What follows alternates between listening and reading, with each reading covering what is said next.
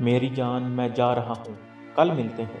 گھر سے نکلنے کی جتنی جلدی اسے ہوتی تھی شاید ہی کسی کو ہوتی ہوگی۔ صبح اپنی بیوی سے بھی پہلے اٹھ کر تیار ہو جاتا تھا۔ ایسا نہیں تھا کہ نئی نئی نوکری تھی، ایسا بھی نہیں تھا کہ آفس جلدی پہنچنا ضروری تھا۔ آدھا ناشتہ ہاتھ میں آدھا منہ میں، یہ سب آفس کے لیے نہیں تھا۔ ناشتہ ٹھیک سے کیے بغیر گاڑی طوفان کی طرح اڑاتے ہوئے اسے آفس نہیں بلکہ آفس سے پہلے اپنی منہ بولی بیوی کے پاس پہنچنا ہوتا تھا۔ ہاں، وہ ناجائز رشتہ جو پچھلے 1 سال سے کامیابی سے چل رہا تھا، پہلے جان پہچان، دوستی اور اب گناہ کی محبت۔ اسلم نے اپنی بیوی اور ماریا کے شوہر سے چھپ کے یہ تعلق بنا رکھا تھا، اور یہ رشتہ اپنی ساری حدیں پار کر چکا تھا۔ شوہر کے گھر سے نکلتے ہی اسے فون آ جاتا کہ وہ چلا گیا ہے، آ جاؤ، اور یہ اڑ کر وہاں پہنچ جاتا تھا جہاں ماریا اسے سجی سنویری خوشبو سے نہائی ہوئی ملتی تھی۔ یہ اسلم کی خواہش تھی کہ جب میں آؤں تو تم مجھے ہمیشہ تیار نئی نویلی دلہن کی طرح ملا کرو۔ اسے اپنی بیوی کی طرح اجڑی عورتیں پسند نہیں تھی، اس لیے ماریا اسے دلہن بن کے ملتی تھی۔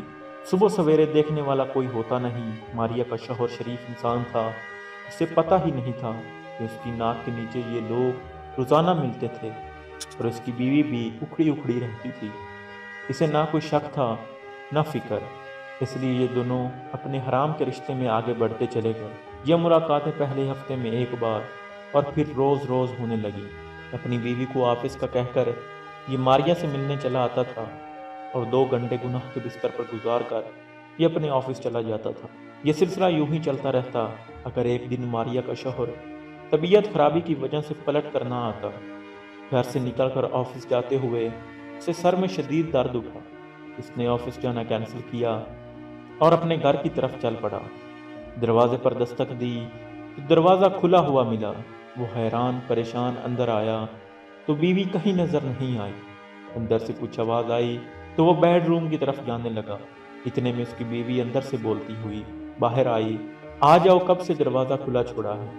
اچانک اپنے شوہر کو دیکھ کر ٹھٹک گئی۔ دوسری طرف عامر نے اس کا جملہ سنا ہی نہیں تھا۔ وہ تو ایک ٹک اپنی ہر وقت اجڑی رہنے والی بیوی کو دیکھ رہا تھا، وہ جو ہمیشہ اجڑے لباس اور بکھرے بالوں کے ساتھ آدم بے زار صورت لیے رہتی تھی، اس وقت ایک دلہن کا لباس پہنے خوشبو لگائے اس کے سامنے کھڑی تھی۔ ماریا کے شوہر نے یہ سب کچھ دیکھنے کے بعد اسے طلاق دے کر گھر سے نکال دیا۔ اپنے شوہر سے طلاق ہونے پر ماریا نے سوچا اس موقع پر اسلم ماریا کا ساتھ دے گا، لیکن اس نے اسے ساتھ لے جانے سے انکار کر دیا۔